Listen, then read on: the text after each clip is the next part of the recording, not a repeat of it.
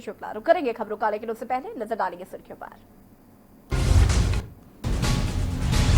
जम्मू कश्मीर के पुलवामा में आतंकियों से मुठभेड़, सुरक्षा बलों ने 2 आतंकियों को किया ढेर, मुठभेड़ में 1 जवान शहीद।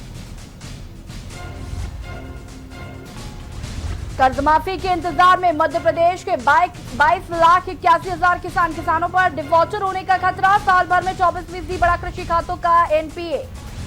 मध्य प्रदेश में बिजली बिल हुए आधे।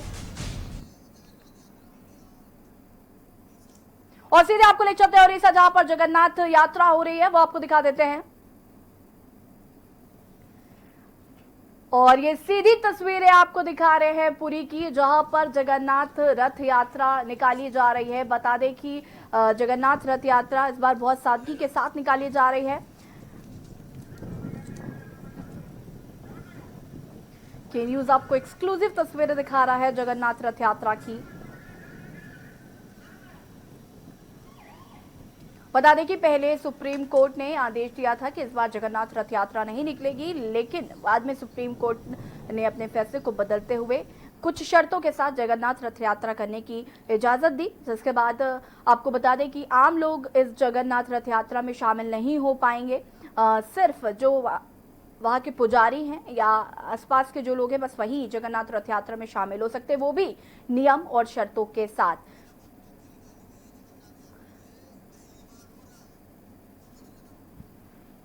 बता दें आपको कि बिना भक्तों के पहली बार, इतिहास में पहली बार जगन्नाथ रथ यात्रा निकाली जा रही है।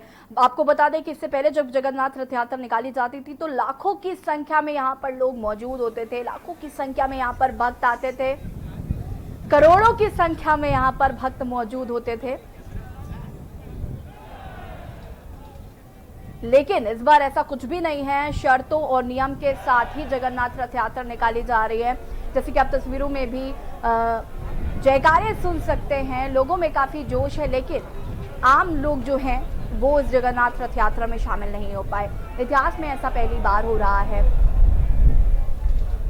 और ये सीधी तस्वीरें आपको दिखा रहे हैं सिर्फ के न्यूज पर। पुरी से लाइव तस्वीरें, भगवान जगन्नाथ जी की यात्रा निकल रही है और ऐसा पहली बार हो रहा है जब यहाँ पर भक्त आपको नजर नहीं आएंगे।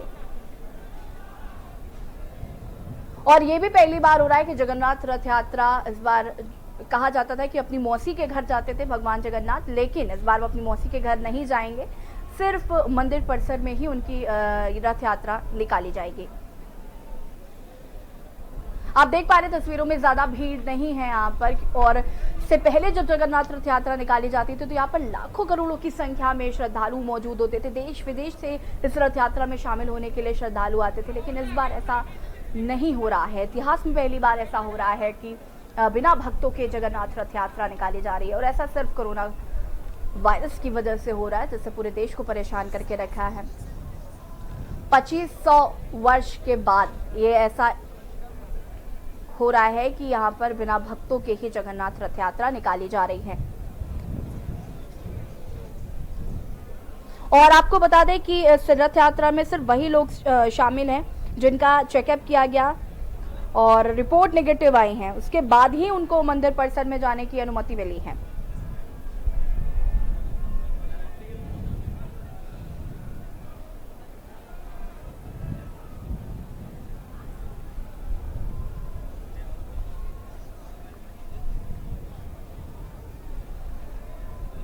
और ये सीधी तस्वीरें आपको दिखा रहे हैं, धूमधाम से निकाली जा रही है रथ यात्रा। पुरी से आपको ये सीधी तस्वीरें दिखा रहे हैं। आपको बता दें कि पुरी के जो राजा हैं उन्होंने सोने की झाड़ू से सफाई की।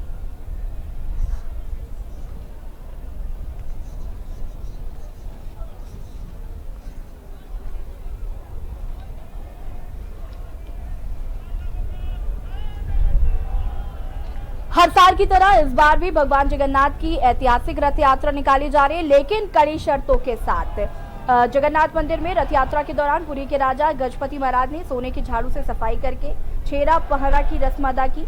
और सुप्रीम कोर्ट ने कल कुछ प्रतिबंधों के साथ कोरोना वायरस महामारी के बीच वार्षिक रथ यात्रा को आयोजित करने की अनुमति दी है। सुप्रीम कोर्ट के आदेश के मुताबिक 500 से अधिक लोगों को रथ खींचने की अनुमति नहीं दी जाएगी। रथ यात्रा के दौरान पूरी शहर में आपको बता दें कि 8 बजे से कर्फ्यू लगा दिया गया और लागू भी रहेगा और इस दौरान लोग अपने घरों में ही रहेंगे।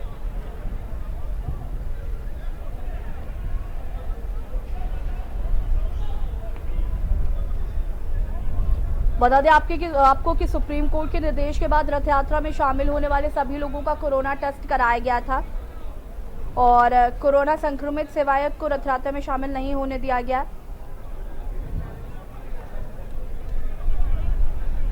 और ये सीधी तस्वीर आपको पूरी से दिखा रहा है। जगन्नाथ रथ यात्रा निकाली जा रही है। 500 से ज्यादा लोगों को रथ खींचने की अनुमति नहीं दी गई है और ये इतिहास में पहली बार हो रहा है। 2500 साल बाद ऐसा हो रहा है कि बिना भक्तों के ही जगन्नाथ रथ यात्रा निकाली जा रही है। और बड़ी बात यह है कि जगन्नाथ रथ यात्रा मंदिर परिसर के पास ही हो रही है। ऐसा माना जाता था कि भगवान जगन्नाथ अपनी मौसी के घर जाते थे, लेकिन इस बार ऐसा नहीं होगा। जगन्नाथ मंदिर परिसर में ही ये रथ यात्रा निकाली जाएगी। 500 से ज्यादा लोगों को अनुमति नहीं है ये रथ खींचने की।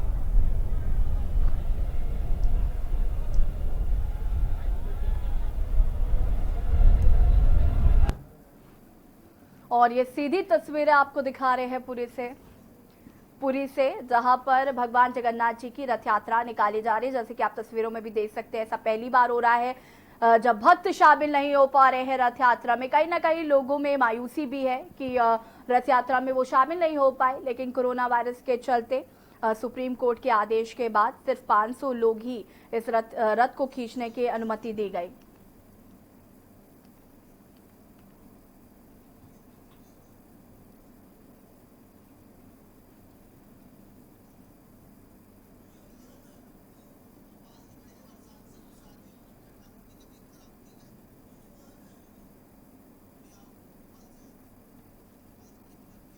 बढ़ेंगे खबरों में और भोपाल से आपको बड़ी खबर बताते हैं। सांसद साध्वी प्रज्ञा ठाकुर की तबीयत खराब हो गई। बीजेपी कार्यालय में कार्यक्रम के दौरान साध्वी प्रज्ञा की हालत बिगड़ गई। सीएम शिवराज सिंह चौहान ने किया प्रदर्शनी का उद्घाटन। बता दें कि प्रज्ञा सिंह ठाकुर हुई बेसुध, कार्यकर्ताओं ने संभाला। बड़ी खबर आपको बता रहे हैं भोपाल से, जहां पर सांसद साध्वी प्रज्ञा ठाकुर की तबीयत खराब हो गई। कार्यक्रम के दौरान उनकी हालत बिगड़ गई।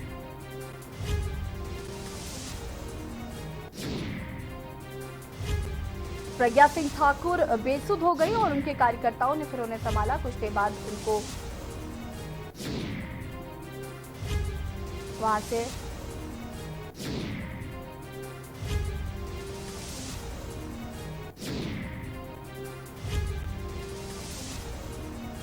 भोपाल में बीजेपी सांसद साध्वी प्रज्ञा सिंह ठाकुर की तबीयत अचानक बिगड़ गई। श्यामा प्रसाद मुखर्जी प्रदर्शनी में मौजूद साध्वी प्रज्ञा अचानक से बेहोश होकर गिर पड़ी।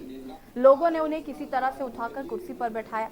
वहीं प्रदर्शनी के शुभारंभ पर मुख्यमंत्री शिवराज सिंह चौहान ने कहा कि धारा 370 खत्म करने का श्यामा प्रसाद मुखर्जी जी का सपना पूरा हो गया है और अब मुखर्जी जी के सपनों का भारत बनेगा। उन्होंने कहा कि प्रधानमंत्री नरेंद्र मोदी के नेतृत्व में भारत आत्मनिर्भर बनेगा। बता दें आपको कि श्यामा प्रसाद मुखर्जी जी की आज 67वीं पुण्यतिथि है। इसको लेकर ही कार्यक्रम आयोजित किया गया था और शिवराज सिंह चौहान ने कार्यक्रम में उद्घाटन किया और वहीं पर सांसद साध्वी प्रज्ञा ठाकुर की तबीयत खराब हो गई, जिसके बाद उनके कार्यकर्ताओं ने उन्हें उठाया और कुर्सी पर बैठाया और कुछ देर बाद उनको होश आया।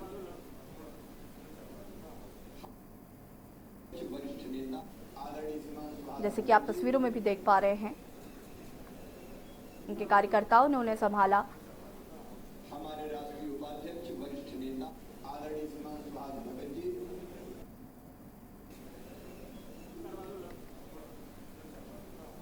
बता दें कि बीजेपी कार्यालय में कार्यक्रम के दौरान उनकी तबीयत खराब हुई। सांसद साध्वी प्रज्ञा ठाकुर की अचानक से तबीयत खराब हो गई, जिसके बाद उनके बता दें कि बीजेपी कार्यालय में कार्यक्रम के दौरान उनकी तबीयत खराब हुई, जिसके बाद उनके कार्यकर्ताओं ने उन्हें कुर्सी पर बैठाया और उसके बाद कुछ देर बाद उनको होश आया। माता के सच्चे सपूत, जिनके कारण भारत का आज ये स्वरूप है और जिन्होंने कश्मीर की धरती पर एक देश में दो निशान दो विधान दो प्रधान नहीं चलेंगे का मंत्र दिया और अपना सर्वोच्च बलिदान दे दिया। कश्मीर में जेल में संदिग्ध परिस्थितियों में उनका बलिदान हुआ। और इसी खबर पर ज्यादा जानकारी के साथ हमारे स्टेट हेड विवेक कुमार हमसे जुड़ चुके हैं। विवेक, आपसे जानना चाहेंगे कि आज श्यामा प्रसाद मुखर्जी जी की पुण्यतिथि थी और उसी कार्यक्रम में साध्वी प्रज्ञा शामिल हुई थी और उनकी तबीयत अचानक खराब हो गई। क्या कुछ और जानकारी आपके पास? जी, आपको बताना चाहेंगे प्रदेश भाजपा कार्यालय में पार्टी के व्यक्ति श्यामा प्रसाद मुखर्जी का पुण्यतिथि थी आज। इस कार्यक्रम में मुख्यमंत्री के साथ साथ न जाने बीजेपी के ऐसे नेताओं यहाँ पे मौजूद थे। इसी बीच जो भोपाल सांसद है साध्वी प्रज्ञा ठाकुर, उसकी हालत खराब हो गई और वो विकसित होकर गिर पड़ी। आनंद में वहाँ के जो कार्यकर्ता थे उन्होंने उठाकर उन्हें गाड़ी के द्वारा एक निजी अस्पताल में ले जाकर भर्ती कराया गया, जहाँ पे उसकी हालत में सुधार बताया जा रहा है। आपको बता दूं, प्रज्ञा ठाकुर भी कुछ दिन पहले दिल्ली से भोपाल लौटी है, तो कहीं कहीं असमंजस की बात भी लगाई जा रही है। लेकिन अगर बात करें तो लोगों का कहना है कि अभी उनकी हालत में थोड़ी सुधार आ चुकी है और गर्मी और इन्फेक्शन के मामले के कारण उनकी हालत खराब हो गई थी वहाँ पे, क्योंकि बीजेपी में आज जो कार्यक्रम था उसको लेकर काफी ज्यादा भीड़ देखने को मिल रहा था। श्यामा प्रसाद मुखर्जी के जो पुण्यतिथि में लोग आए हुए थे। इसी बीच में प्रज्ञा ठाकुर की हालत खराब होने लगी और उनके चेहरे पे बहुत साफ दिखाई दी। सुबह मिली थी सब लोगों से, तो ऐसा लग रहा था कि उनका जो तबीयत अभी सही नहीं है और वही हुआ। उसके बाद वो बेसिक होकर गिर पड़ी। और आपको बता दूं, ये कुछ देर बाद एक बीजेपी कार्यकर्ता का बयान आया है कि हाँ, अभी उनकी हालत में थोड़ा सुधार आ रहा है। जी विवेक जी, क्या ये जानकारी मिल पाई है कि आखिर प्रज्ञा सिंह ठाकुर को हुआ क्या? अचानक से उनकी कैसे तबीयत खराब हो गई और अभी कैसी स्थिति है उनकी?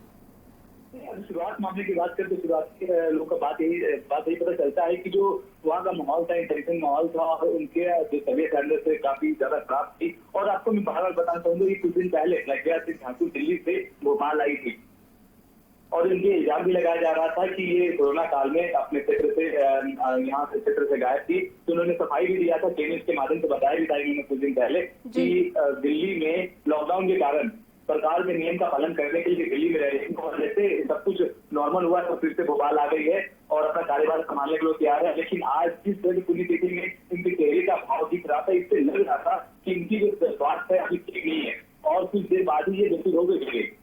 जी विवेक जी, तमाम जानकारी के लिए आपका बहुत बहुत धन्यवाद। बता दें आपको कि बीजेपी कार्यालय में कार्यक्रम के दौरान साध्वी प्रज्ञा ठाकुर की तबीयत अचानक खराब हो गई। हालांकि अभी उनकी स्थिति स्थिर बताई जा रही है। और बता दें कि श्यामा प्रसाद मुखर्जी की आज पुण्यतिथि थी, उसी का कार्यक्रम बीजेपी कार्यालय में आयोजित किया गया था। वहीं पर साध्वी प्रज्ञा की तबीयत अचानक खराब हो गई थी।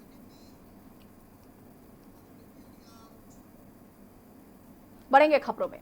मध्य प्रदेश सरकार ने बिजली उपभोक्ताओं को बड़ी राहत दी है। सीएम शिवराज ने इसका ऐलान करते हुए कहा कि घर पर रहने से लोगों के बिजली के बिल बड़े आए हैं, लेकिन जिनका अप्रैल महीने में 100 रुपए आया है उनमें मई जून जुलाई में 50 रुपए बिल लिया जाए।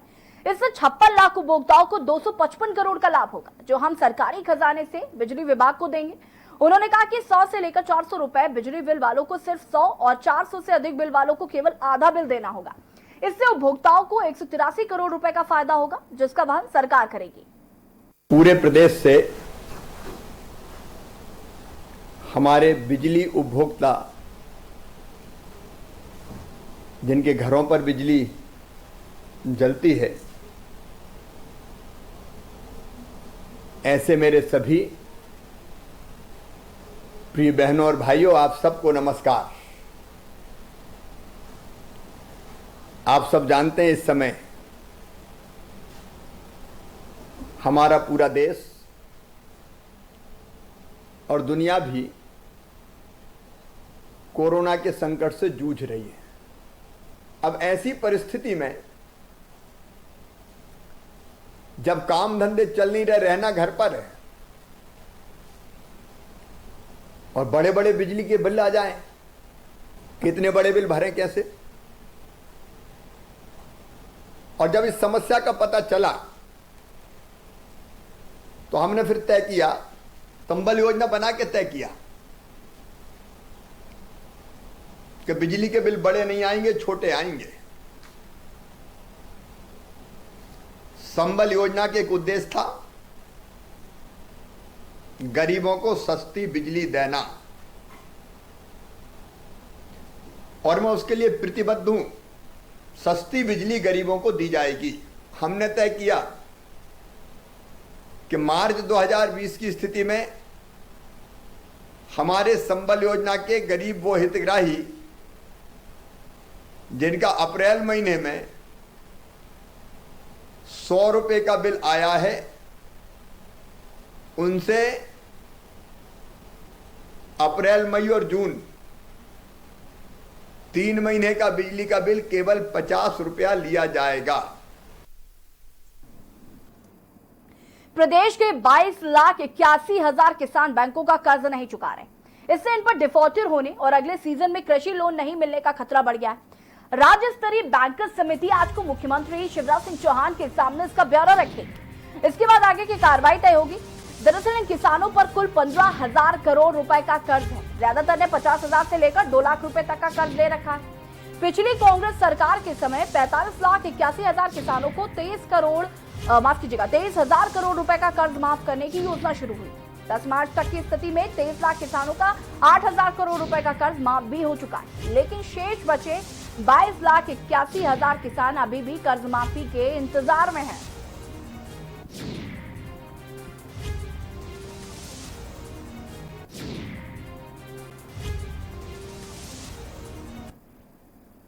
मध्य प्रदेश के बुलेटिन में वक्त हो गया एक छोटे से ब्रेक का। चल हाजिर होंगे।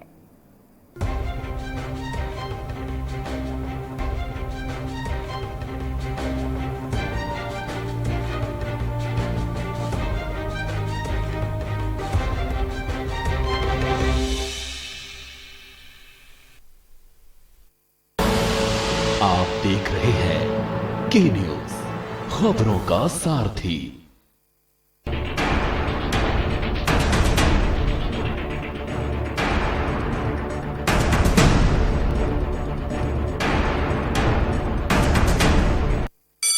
Mount Litra Z School, Unnao, #1 in academics, #1 in sports, best teachers, best result, smart classroom, best transport facility, world class infrastructure के साथ Mount Litra Z School, Unnao। Corona संकट काल में के न्यूज इंडिया की देशवासियों से अपील है कि हम जाति धर्म को भूलकर कोरोना को हराने में एक साथ खड़े हों। जरूरतमंदों की मदद करें। कोरोना के खिलाफ जंग में हम अपना योगदान दें।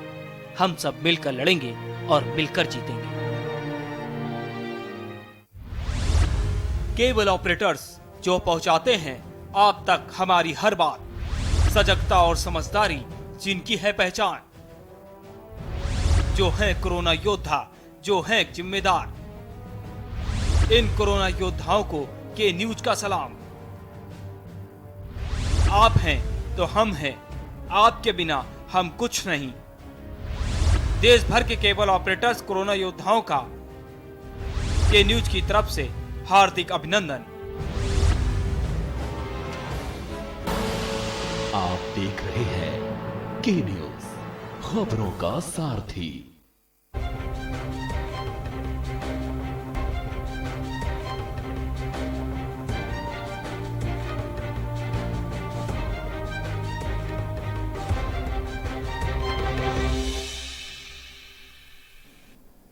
ब्रेक के बाद एक बार फिर से आप सभी का स्वागत है।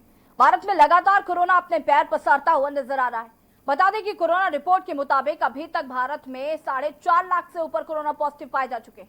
इतना ही नहीं, अभी 14.15 हजार से ऊपर लोगों की मौत हो चुकी है। साथ ही 2.5 लाख से ज्यादा लोग अभी तक ठीक हो चुके हैं, जिसको लेकर प्रदेश सरकार लगातार प्रयासरत है।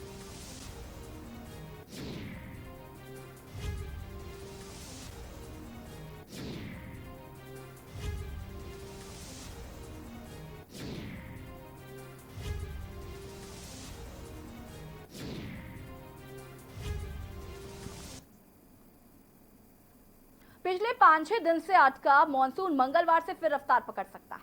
इस बारे में मौसम केंद्र ने सोमवार को पूर्वानुमान जारी किया। मॉनसून की उत्तरी सीमा कांडला, अहमदाबाद, इंदौर, रायसेन, खजुराहो, फतेहपुर, बहराइच से गुजर रही थी। अब परिस्थितियां मॉनसून के आगे बढ़ने के अनुकूल हो गई हैं। अगले 24 घंटे में मॉनसून मध्य प्रदेश, उत्तर प्रदेश, उत्तराखंड के कई हिस्सों में आगे बढ़ सकता है। अगले 48 घंटे में ये हिमालय के वेस्टर्न रीजन, हरियाणा, चंडीगढ़, दिल्ली, पंजाब के ज्यादातर इलाकों, अरब सागर के बाकी हिस्सों, गुजरात, मध्य प्रदेश, उत्तर प्रदेश एवं राजस्थान के कुछ हिस्सों में आगे बढ़ सकता है।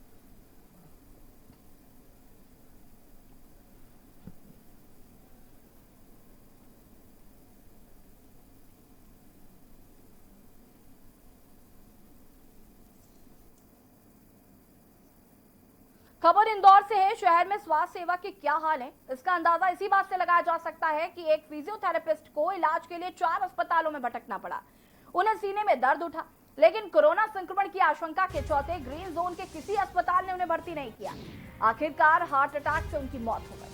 उनकी कोविड जांच रिपोर्ट भी नेगेटिव आई थी। 40 वर्षीय फिजियोथेरेपिस्ट भावेश टोपीवाला की 18 जून को तबीयत खराब हुई।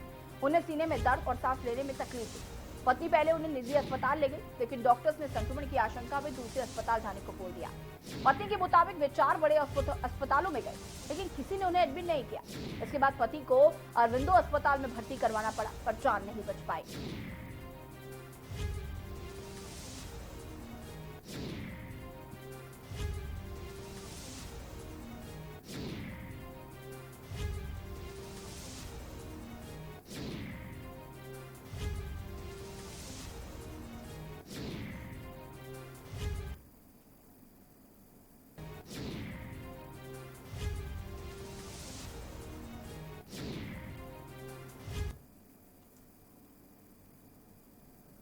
एलएसी पर जारी तनाव को कम करने के लिए भारत और चीन के बीच बातचीत का दौर चल रहा है। पिछले 1 महीने में दोनों देशों के सैन्य अधिकारियों में कई दौर की बातचीत हो चुकी है। सोमवार को भी कोर कमांडर स्तर की बैठक हुई, जो 11 घंटे तक चली। बातचीत का यह सिलसिला मंगलवार को भी जारी रह सकता है। और वहीं सेना प्रमुख जनरल MM नरवणे आज लेह का दौरा करेंगे।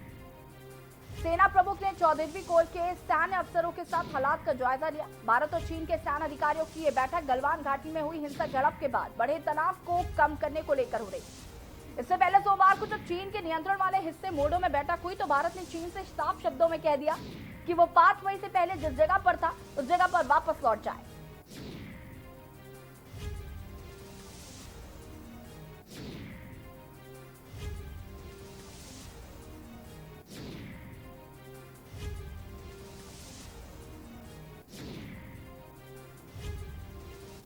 चीन से निपटने के लिए सेना पूरी तरह से तैयार है, पूरी तरह से तत्पर है।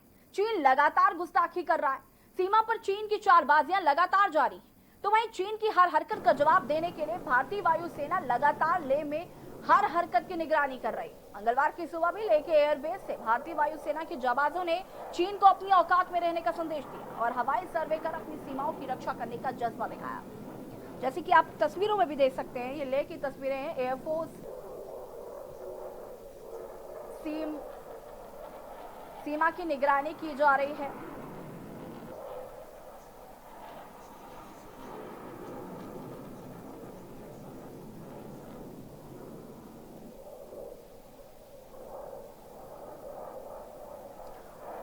और ये सीधी तस्वीर आपको दिखा रहे हैं लेह से, जहां पर एयरफोर्स कर रहा सीमा की निगरानी। लद्दाख में भारतीय वायुसेना की गश्त तेज हो गई है और चीन को मुंहतोड़ जवाब देने का मन बना लिया है हमारे सैनिकों ने। और हमारे देश के प्रधानमंत्री नरेंद्र मोदी ने भी हमारे जवानों को छूट दे दी है। यदि जान पर खतरा बनता है तो हमारे सैनिक गोलीबारी भी कर सकते हैं।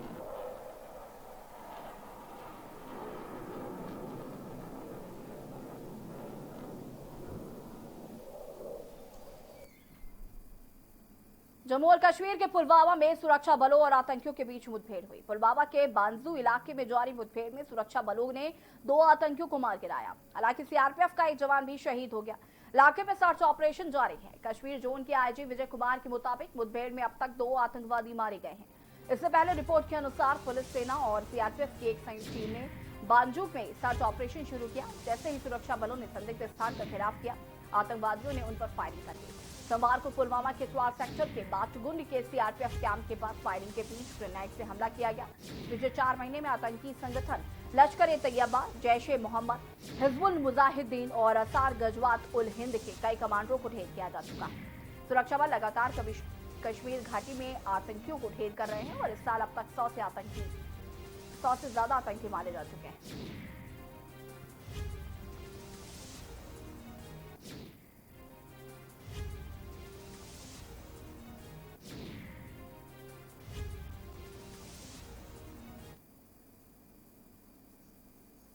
मध्य प्रदेश के बुलेटिन में फिलहाल इतना ही। देखते रहिए के न्यूज इंडिया। नमस्कार।